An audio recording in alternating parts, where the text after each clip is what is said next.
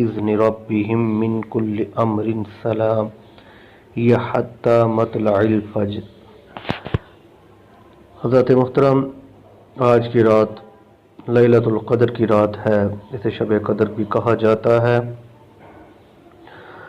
اس رات کے متعلق اللہ تبارک و تعالی نے 30ویں پارے میں پوری ایک سورت قدر اتاری، جو میں نے ابھی پڑھی۔